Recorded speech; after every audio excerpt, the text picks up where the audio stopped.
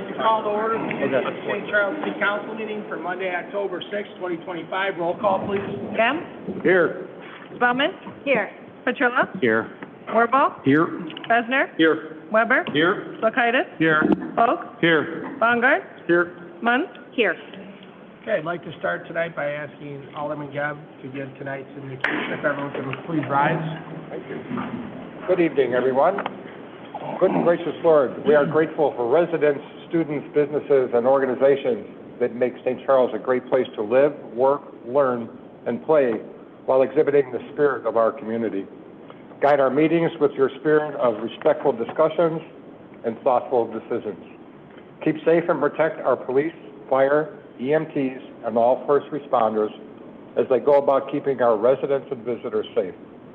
Grant wisdom and patience to our new police chief Likings and our entire police department during this time of transition. Bless and guide our mayor, elected and appointed officials, city staff, all city employees as they do the work of making St. Charles a welcoming, vibrant, and compassionate community for all. Amen. Thank you very much. Now I'm going to ask Alderman Bongard to lead us in the Pledge of Allegiance. Please join me in the pledge. I pledge allegiance to the flag of the United States of America and to the republic for which it stands, one nation, under God, indivisible, with liberty and justice for all. Well, good evening, everybody. Thanks so much for a great turnout. This is one of my favorite things that we do. It's the Spirit of St. Charles Awards. And this month, we're going to turn it over to Alderman Petrilla and Alderman Warble to honor and to go ahead and award those. So I'll turn it over to the two of you.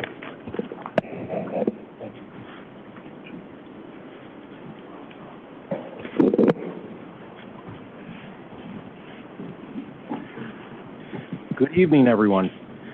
Tonight I have the pleasure to present the Spirit of St. Charles Award for the business category to the Hotel Baker. Yeah.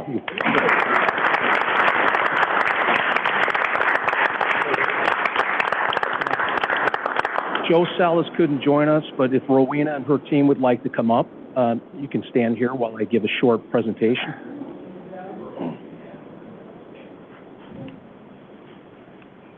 So I'm just going to give a brief history about the hotel. The Hotel Baker was built in 1928 by Colonel Baker for guests to stay and enjoy St. Charles, but it also served as Colonel Baker's home. Over the years, the ownership of the hotel exchanged hands several times, even facing financial uncertainty at one point. However, in 2003, Rowena and Joe Salas made the decision to acquire the Hotel Baker and begin their journey into the hotel business. The Salas family has invested new life into the hotel over the years with a modern experience and offerings that carefully preserve the character and timeless charm of this historic landmark hotel. The 53-room Riverfront Hotel is a sought-after destination for weddings and events and a place to stay for fun weekend getaways. The hotel has two ballrooms, the famous two-story Rainbow Room with the adjacent outdoor rose garden and the Waterfront Room with the adjacent waterfront patio. The hotel has hosted many famous guests over the years, including President John F. Kennedy, which is very interesting to learn about, Illinois governors, mayors, actors, and entertainers. The hotel is also on the historic landmark and has been listed on the National Register of Historic Places since 1978. As an important community institution, the Hotel Baker has been an active supporter of various nonprofit organizations, such as the St. Charles Education Foundation, the St. Charles History Museum, Hell's Angels, Wounded Warriors, and Special Olympics, to name just a few.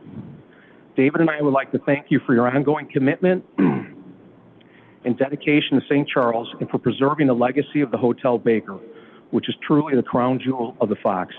Congratulations to the Hotel Baker team and the Salas family on receiving the Spirit of St. Charles Award this evening.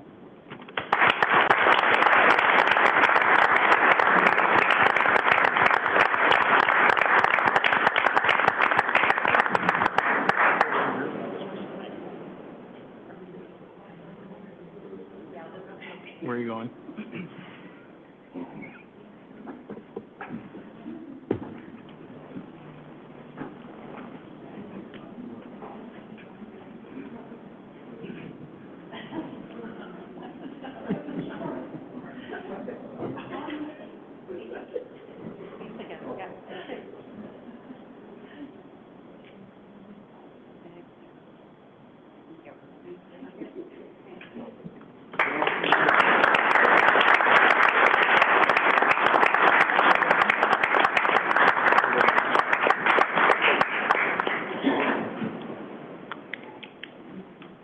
Great. Thank you.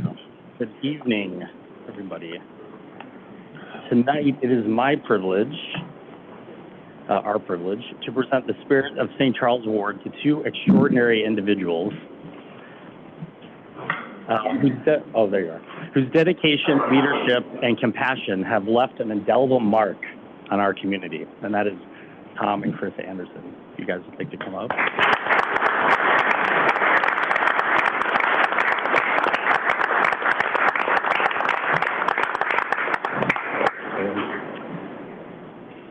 Oh, sure.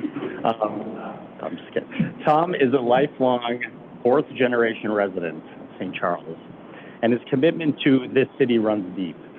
In 1991, he was honored with the prestigious Charlemagne Award, a recognition that reflected the decades of service he had already given. But Tom did not stop there. We know that. He has been a member of the St. Charles Kiwanis Club for 50 years, consistently giving his time and energy to support children, families, and civic initiatives. His leadership has extended across many organizations, including serving on the boards of the Baker Community Center, the St. Charles History Museum, and the River Corridor Foundation. For 25 years, Tom chaired the Riverfest Festival Committee, helping to create one of the most beloved traditions in our city, drawing people together to celebrate what makes St. Charles so unique. Chris, who came here from Brazil in 1972 to marry Tom, has been an equally dedicated force in the community. Your force in the community. While raising a family, she has poured her time, talents, and heart into service. She served as president of the Potawatomi Garden Club, where her leadership helped preserve and beautify our green spaces. Her board memberships also include St. Charles First Street Initiative, the Tri-City Family Services, and the Community Foundation of the Fox Valley.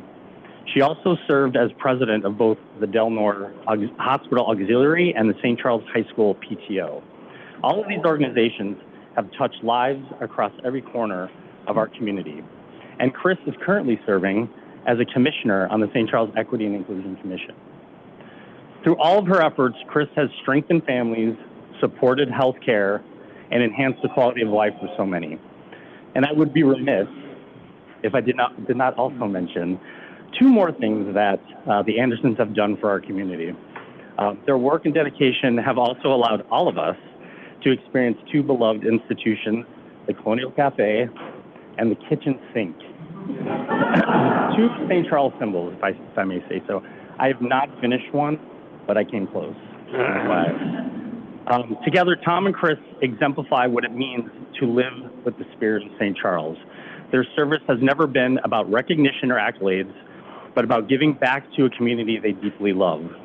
They remind us that building a strong and vibrant city is not the work of one person alone, but of many people coming together, sharing their time, their talents, and most importantly, their hearts. For decades, Tom and Chris have embodied generosity, leadership, and the quiet but powerful example of true citizenship. Their story is one of dedication not just to organizations and causes, but to people, to neighbors, families, and the generations of St. Charles residents to come. It is with great gratitude that Brian and I honor them today with the Spirit of St. Charles Award.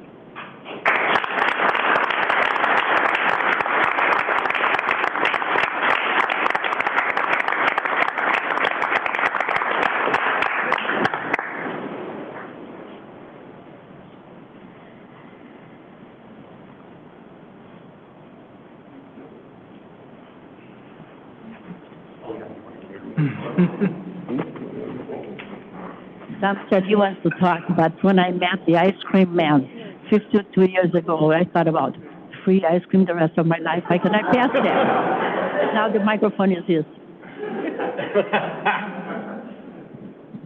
I guess I've been up to the open mic for comments from citizens, so this mic is a different opportunity. But I was thinking back of the generations that have been up on this council that I've experienced, like the grandfather of Mark here. Grandfather.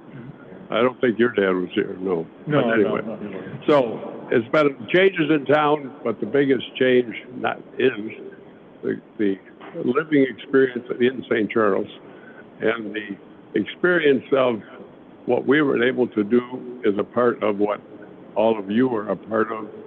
There's many Spirit of St. Charles people that are volunteering, and we're happy to be recognized for this. Thank you.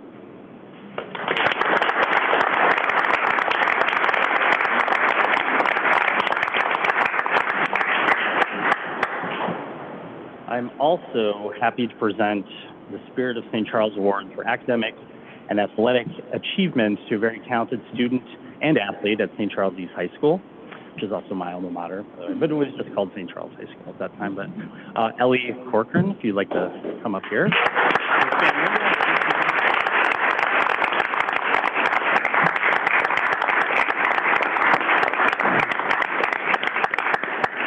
This award is given to a student who demonstrates outstanding citizenship, a commitment to academic and athletics excellence, and a spirit of service that reflects the values of the St. Charles community.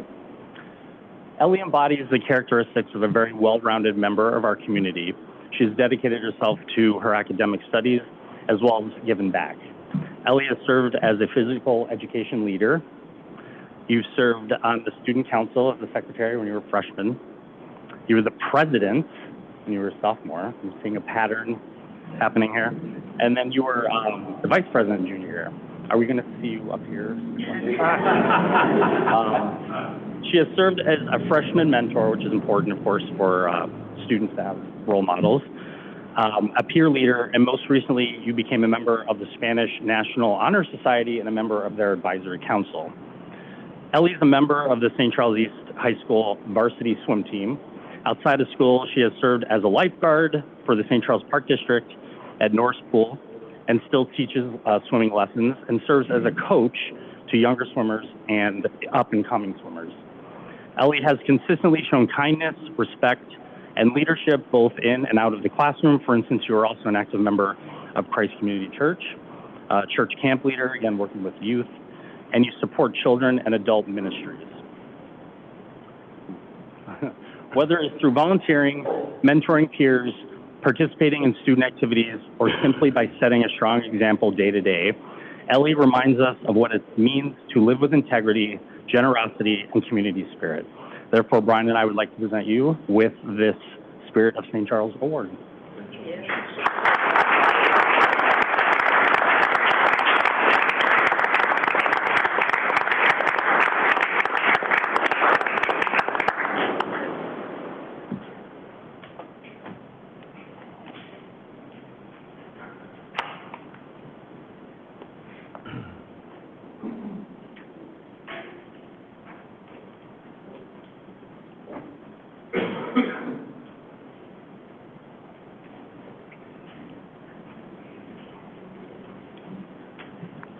We can just have a round of applause to all of our winners.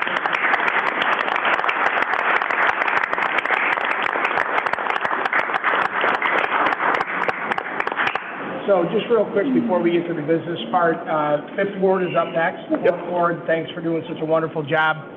Just a couple notes. When we created the Spirit of St. Charles Award, the idea was to recognize what a wonderful community we have by recognizing individuals, businesses, and our future.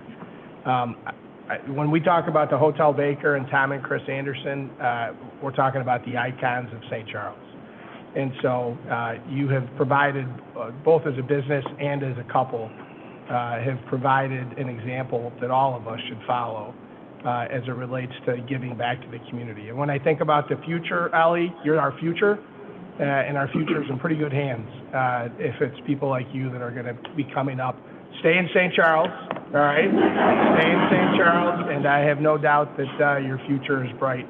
We're just happy and so excited that you were able to join us today. So with that being said, we are always We always love to have people that are here to watch the city work. But we are now going to get to the business portion, so we are not going to be offended if you leave, but if you want to stay, that's fine as well. So if anybody wants to get up, I'll give you about 30 seconds to do that, and if not, welcome to stay, and we'll get started. Yep, thank you. Congratulations. We all, is that invitation extended to everybody?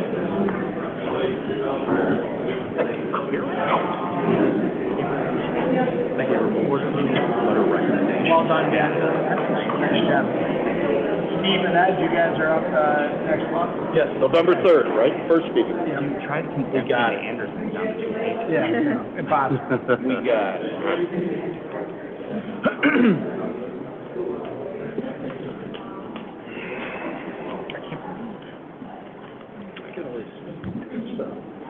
Okay, left are the troopers. So, happy to have you here. All right, with that, I am now going to ask if Alderman Sulkaitis will now present the omnibus items. Thank you. I'd like to make a motion to approve the omnibus vote as presented tonight. Second. Okay, any questions or comments? Roll call? Gam? Yes. Spelman. Yes. Petrola. Yes. Wirball. Yes. Besner. Yes. Weber. Yes. Sulkaitis. Yes. Folds. Yes. Bongard. Yes. Munn. Yes. Okay, motion carries. There is no old business. I'll now turn it over to new business.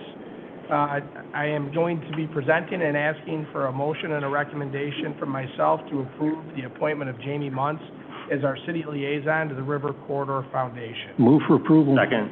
So there's a motion by Warble, second by Petrilla. Any questions or comments? My only comment would be is, I know that, Jamie, how many years have you been attending these meetings? 2.5. 2.5 years. And so, this just formalizes something that Jamie's been doing for the last 2.5 years. She's there, bright and early, 7:30 on what mornings?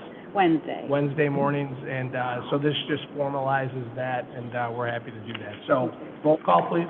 Gam? Yes. Spelman. Yes. Petrola. Yes. Wirball. Yes. Besner. Yes. Weber. Yes. Sulkaitis. Yes. Folds. Yes. Bongard. Yes. Munn. Yes. Jamie, anything that you want to say? No, just thank you very much. I appreciate it. Okay, well, thank you for your work on that. It's a great committee. All right, next up, I am looking for a motion on my recommendation to approve the appointment of Eileen Canute to the Liquor Control Commission. Move for approval. Second. Okay, there's a motion by Warble, second by Munns. Any questions or comments? Okay, roll call, please. Gam? Yes. Spelman. Yes. Petrola. Yes. Wirball. Yes. Besner. Yes. Weber. Yes. Sulkaitis. Yes. Folds. Yes. Bongard. Yes. Munn. Yes. Okay. And Eileen is here with us today, so Eileen, congratulations. And just, again, just so that everybody's clear or understands the process, Ms. Canute had indicated that she was interested. There was an interview process that was done with our city administrator, Heather McGuire, and Alderman Petrilla and Alderman Warble. Heather, Liquor Commission. So, again, very important for us to have the input and the feedback. The feedback, when I asked how everything went, was 3 thumbs up, no questions, and how fast can we get her on? So we're very, very excited that you're joining us, and thank you for being willing to serve the city. So thank you. All right, next up is item C. I'm looking for a motion to approve a resolution authorizing a settlement agreement and a mutual release with IHC Construction Companies, LLC, and Hungerford and Terry Incorporated for Well 7 to Well 13 construction project. So is there a motion and a second? Move for approval. All right, motion by Warble, second by Spellman. Peter Sir is here, as well as Pat Griffin, city attorney, if anybody has any questions. Okay, roll call? Gam? Yes. Spelman. Yes. Petrola. Yes. Wirball. Yes. Besner. Yes. Weber. Yes. Sulkaitis. Yes. Folds. Yes. Bongard. Yes. Munn. Yes. Okay, that motion carries. So, Mr. Griffin, thank you to your law firm for shepherding that through, and to Public Works for all the information. Thank you. Next up, we're going to turn it over to committee reports. Alderman Weber, anything from government operations? Yeah, item A1, I'd like to make a motion to approve an ordinance amending Title 10, Vehicles and Traffic, Chapter 10-11, Rules of the Road, 10-11-2300, toy vehicles through Section 10-11-2380, speed limit. Second. Okay, motion by Weber, second by Besner, and Derek, would you like to give a report? Yeah, we just wanted to mention that we did pull this off omnibus because there was one minor tweak to the ordinance, which was what we were calling a high-speed scooter, we're going to call a low-speed scooter, and what we're calling a low-speed scooter, we're going to be calling an entry-level scooter. So just the title of the definition, not changing any substance to it. In our executive session or executive summary, we did put a link to the website, which you can see on here, which we think is pretty comprehensive. One thing I did want to just point out real quick was there was discussion on this as far as signage in the downtown, and what we did land on was doing concrete stickers. You can see this for some of our events in the downtown. I'm going to ask you to just slow down. Okay, sorry. I thought people like fast meetings. No, I appreciate it, but yeah. No. So one of the discussion points when we presented this at committee was that signage in the downtown, how it exists, but it's not very visible. So one of the things that we did was kind of steal an idea from Batavia. They actually paint, dismount, and walk your bicycle in certain spots in the downtown so that people know, because people, quite honestly, they're probably not going to know where our downtown overlay is. So on the right-hand side of the screen here, you do see the sticker that we would print out and put around the downtown, and then it does have a QR code that would lead to this page. I'm not going to go through this whole website, but hopefully people get a chance to look through it. We do think that it's pretty comprehensive with all the rules. So, and then I think our police chief did also want to make a few comments. Good evening. I just wanted to follow up on some of the discussion we had on this, specifically about insurance. I know there were some questions, and I just really want to clarify for the council. Bicycles do not need insurance. So although we are placing them on the roadway, I think there might have been some questions about that. So I just wanted to make sure that we're all clear on that. Bicycles do not need insurance. Vehicles, once they're on the roadway, will fall under the vehicle code, which are required to be insured. I think, Alderman Selkaitis, it was your question about bicycles and insurance. If you don't mind, does that include the e-bikes? Do they require insurance because they're not a bicycle? No. Class 1, 2, and 3 e-bike would not, if it has pedals, unless it is solely powered by an engine, no, it would not need insurance.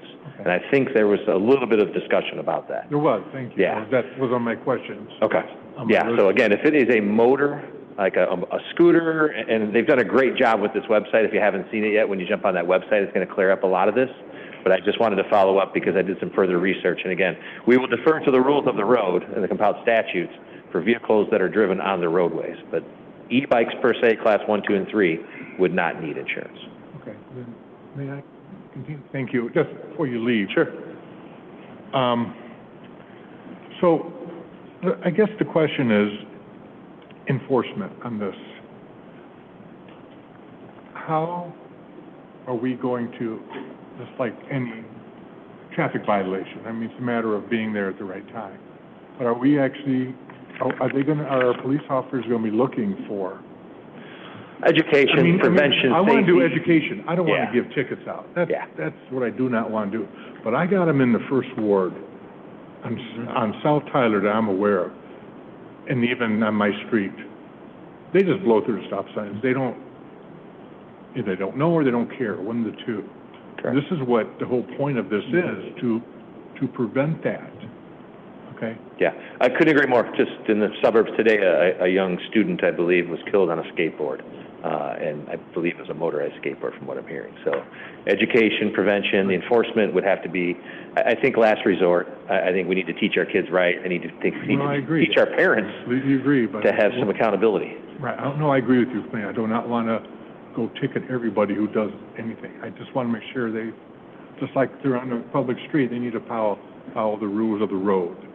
Yeah, and I mean, we can all talk about it. We're pushing certain, you never want to commingle pedestrian traffic and vehicular traffic. It's a no-no in traffic safety. In this case, we are pushing some of these vehicles around large cars.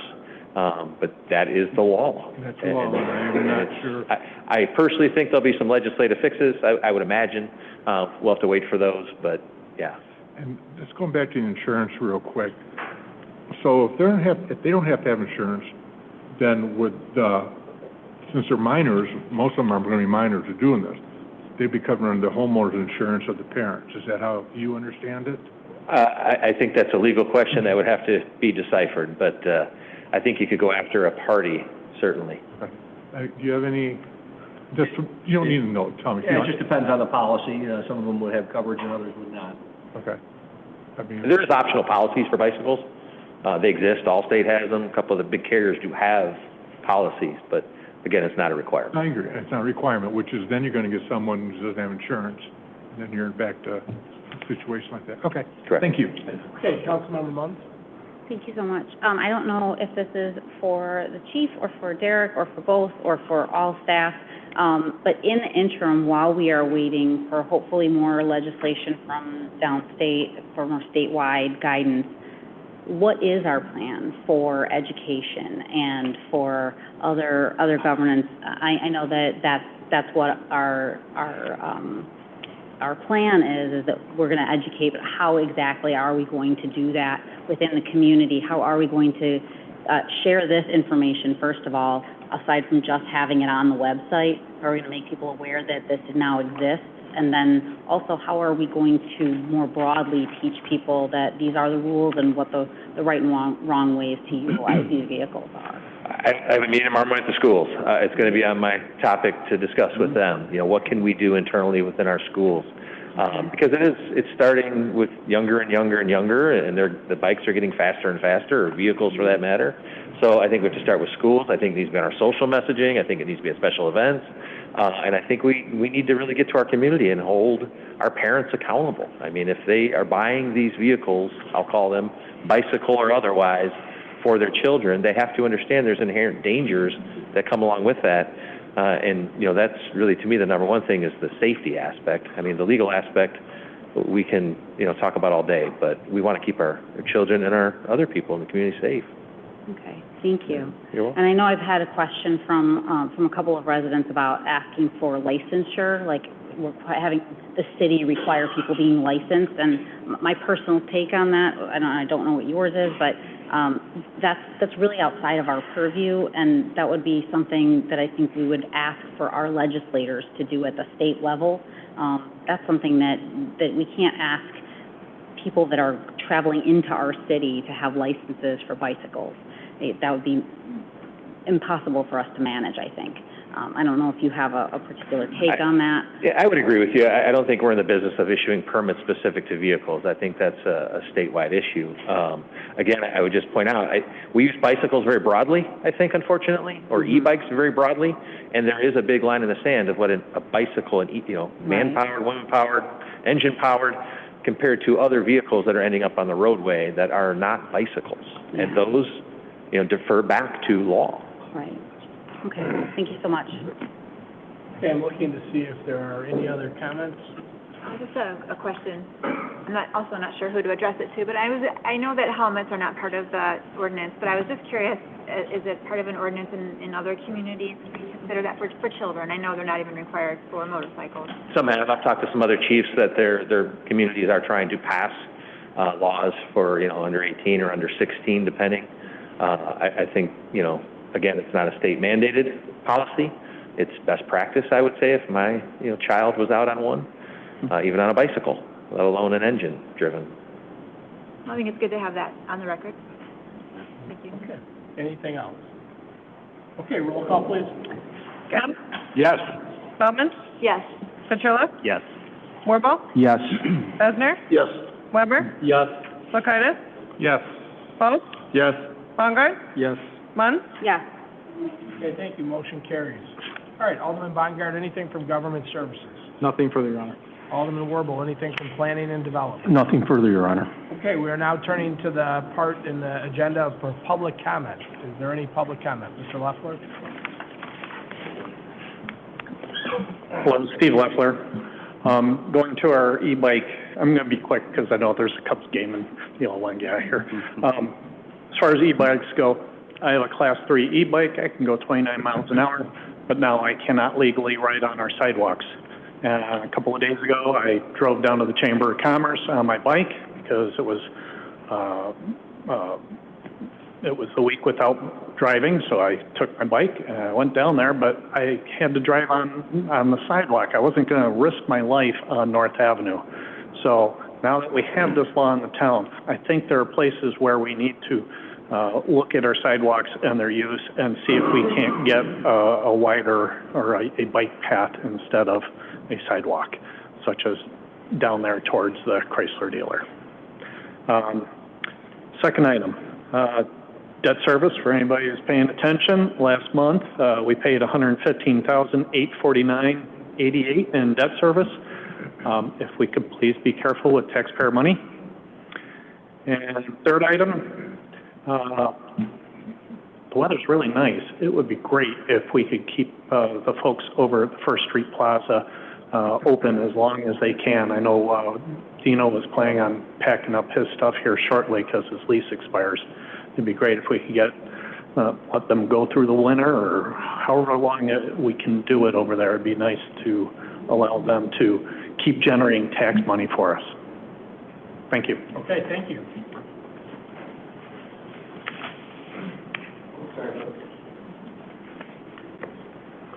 Good evening, Ricky Rivard, St. Charles. Good evening, Mayor, Council members, Chief of Police. My name is Ricky Rivard, and I'm a lifelong resident of St. Charles. While I'm involved in our community in many ways, I stand before you tonight simply as a concerned neighbor, speaking to an issue that strikes at the heart of our community's safety and character. I had a mentor in grad school who told me that words matter. It is a lesson I've carried with me, and given the gravity of the subject before us tonight, I will be reading my remarks to ensure I choose those words with the care the situation demands. Over the past months, and more recently in our own backyard, we have watched as U.S. Immigration and Customs Enforcement, or ICE, has escalated its operations. We have seen agents target individuals not at the border, but in our own communities. These are our neighbors, our coworkers, and our friends. Many are natural-born citizens, legal residents, or first-generation Americans. Yet this has failed to deter ICE from conducting arrests that too often involve detention, intimidation, and even assault. We have watched neighboring communities grapple with the same reality. The presence of ICE sows fear and confusion for everyone, regardless of their citizenship status. In fact, many of our neighboring communities have officially recognized the unique stress and confusion that ICE operations create in an area. Their tactics are a cause for profound alarm. They have appeared at courthouses, places of work, and even near schools and hospitals. They often operate without clear identification, their faces covered, failing to present proper legal documentation or justification for their actions. There are documented instances of them arresting onlookers and elected officials and deploying chemical weapons in residential and school zones. This is not the rule of law as we know it. This is the breakdown of it. In the face of this, confusion is the enemy of public safety. When our residents are afraid to report a crime, drive their children to school, or interact with any city official for fear of being questioned or detained, the safety and trust of our entire community erodes. Therefore, it is the fundamental responsibility of our city government to provide clarity and protection. We must clearly explain to every resident in plain and understandable terms what our police force will and will not do in the presence of ICE agents. The trust between our community and our law enforcement is our greatest asset, and it must be preserved. To that end, I'm calling for 4 specific actions from our new Chief of Police and our Mayor. First, a clear, publicly available policy. We need an unequivocal public statement grounded in our values and the Illinois Trust Act that delineates the boundaries of cooperation with ICE. Our residents deserve to know that our local police are focused on community policing and not federal immigration enforcement. Second, transparency in city operations. We must provide clear and distinguishable markings for all vehicles used by the City of St. Charles. This includes marking currently unmarked squad cars. There should be no confusion about who is a St. Charles police officer and who is not. Third, accountability through identification. We must ensure all city personnel, especially police officers, are easily identifiable with visible badges, names, and marked uniforms.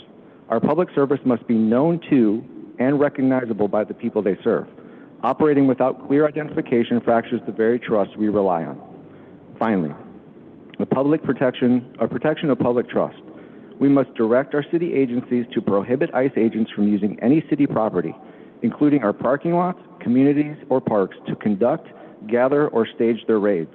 Our public spaces are dedicated to serving our community and building trust. They must not be used for enforcement actions that undermine that very purpose.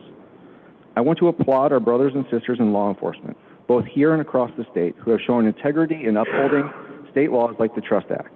They understand that to protect and serve, they must be seen as guardians, not enforcers of a system that terrorizes the very people they are sworn to protect. I know you all have the utmost respect for the rule of law and the U.S. Constitution. That respect demands that we protect the due process guaranteed to any and every person on U.S. soil. This issue touches the very soul of our community. The same neighbors who now feel targeted are the very people who make St. Charles the vibrant and strong community we are proud to call home. We are known as the pride of the Fox for a reason. That pride isn't just composed of our scenery.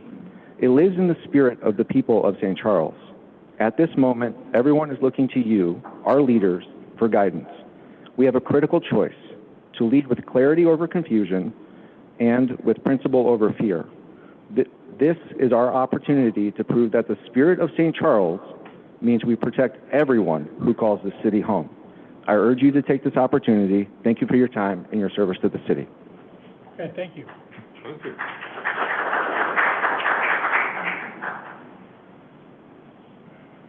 Hola, buenas tardes a todos. Me llamo Heather Herrera.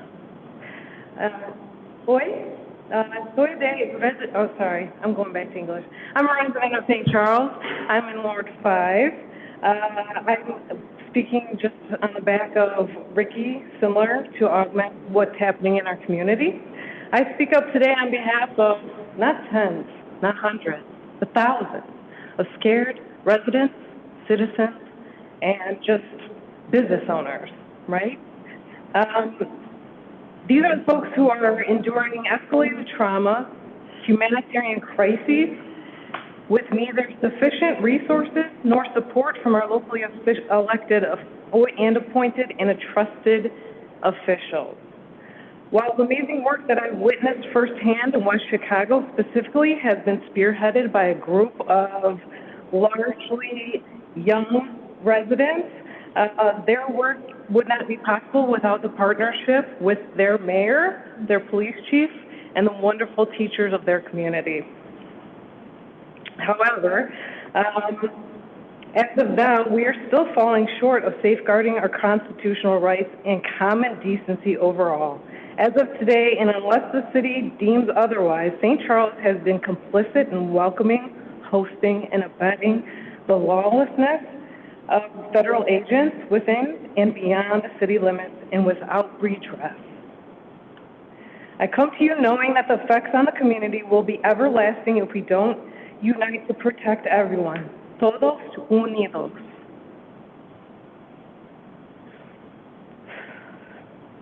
And as it stands today, rights are being stripped away, families are torn apart, people disappeared. The real word for it is kidnapping. They're being taken off the streets. And the worst part, there already has been loss of life. So we're not being overly dramatic here. In fact, we're underreacting. The time to act is long overdue, and simply signing on to the Trust Act is merely the bare minimum. I implore the City Council, Mayor, Police Chief, and alike to take more actions and engage with the community before we no longer recognize our own selves. Thank you for your time. I look forward to working with you to preserve the strong community that we are so privileged and blessed to enjoy. And if you didn't know before, now you know. Thank you. Okay, thank you very much. Any other public comment? Good evening. My name is Ted Luskevich, St. Charles resident. My public comment tonight is about asking the city of St. Charles to consider making the 3 lighted intersections in downtown St. Charles a no turn on red at all time, all ways. I ask this in the interest of pedestrian safety. I'm guilty of this because St. Charles buildings and sidewalks are so close to our streets. When you're in the right lane and you want to turn right on red, you have to creep forward a little bit to see to your left, to see the traffic coming your way. In putting that situation, you are putting the vehicle into the pedestrian crosswalk. Now, you may only be there for a minute, but you might be there for the entire cycle of the light. And with that, the pedestrian that does have the right of way, either they got to go in front of the vehicle, which now puts them further into the intersection, further into the oncoming traffic, or behind the vehicle, which I don't recommend because now the driver doesn't know he's back there and he may not be aware of that. Just if you indulge me a little bit, there's a few statistics I've pulled up from the St. Charles Police Department annual reports. Now, these don't reflect pedestrian safety, but it just gives you aware of these intersections that may have some interest in helping. In 2021, the annual report listed West Main Street and 2nd Street as the #1 intersection as crash locations with 18 crashes. In 2022, West Main Street and 2nd Street was again #1 with 15 crashes. In 2023, it dropped down West Main Street and 2nd Street to #2, but it also still had 16 crashes. And then most recently in the 2024 St. Charles Police Department annual report, the 2024 top 10 intersection crash locations, West Main Street did drop down to #4, but increased the crashes to 22. Also making that list at #10 was East Main Street at Riverside Avenue. So if you indulge me just for a minute here. Also, one thing that kind of bugged me always to bring this up is that if everybody kind of remembers, in 2020, we had a fatal accident. We had a pedestrian crossing 3rd Street. There was a hit-and-run accident that turned out to be a fatality. Now, in consideration of all that, I think for pedestrian safety in our downtown area, especially now considering what's coming up this weekend is the Cigarro Festival, our pedestrian and vehicle traffic amps up to the nth degree. We're going to have so many people walking around and vehicles driving around that I know that's not going to happen, no term, but consider that everybody, especially pedestrians, have a little more courtesy and patience from the drivers and installing these no turn on red all the time at these 3 intersections with 3rd Street and Main Street, 2nd Street and Main Street, and Riverside Avenue and Main Street is just to provide a better safety for our pedestrians to cross at these intersections. Thank you. Thank you very much. Okay, are there any other public comments? Okay, anything from the council? Okay, just a couple notes. I celebrated my 40th reunion this past weekend. One of the things that I loved hearing, and Mark, was it your 30th? My 30th. Your 30th is what I loved hearing when people came back is they said, it feels so good to be home. Mm-hmm. And it didn't matter where in the country they were, but when they came to St. Charles, they were home. And so that was just a wonderful thing to hear. One of the things that when I thought about home and one of the things that they talked about that was so unique is our homecoming traditions. So many people came back and said in the communities that they live in, there is no more homecoming parade. The businesses don't have their windows painted. There's not that community spirit. And I will tell you that, watching St. Charles North win their homecoming game over Geneva, 10-7, watching St. Charles East win their homecoming game, 24-20, watching the parade and hearing the band walk down main streets, and looking at all our businesses that had their windows painted. There's so much to be proud of to be a St. Charles resident, but I'll tell you what, the spirit was alive and well. And then for all of us that have been here when we had just St. Charles High School, to watch North and East come together this last weekend to raise money at the Kick-a-thon.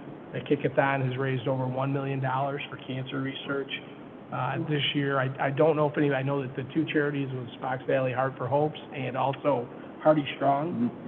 But to see our schools come together and our community come together just gives me a lot of pride, and I know that you guys share in that. So, yeah, that was a ton of fun. And then, ton of fun, we have Jenna that's here. Scarecrow Fest is this weekend. We get to show off St. Charles, and it's just a wonderful, wonderful weekend. I know that everybody puts a lot of time and effort into it. People like the Andersons. We have volunteers all over our community that are going to make this weekend great. Ted, to your point, we want everyone to be safe, but really looking forward to that. So, does anybody else have anything? Okay, with that then, I'd look for a motion to adjourn. So moved. Second. Who was the motion? Petrola, second, Orville. Roll call? Kemp? Yes. Bowman? Yes. Petrola? Yes. Warble? Yes. Besner? Yes. Weber? Yes. Titus? Yes. Foltz? Yes. Baumgart? Yes. Munn? Yes. Okay, now.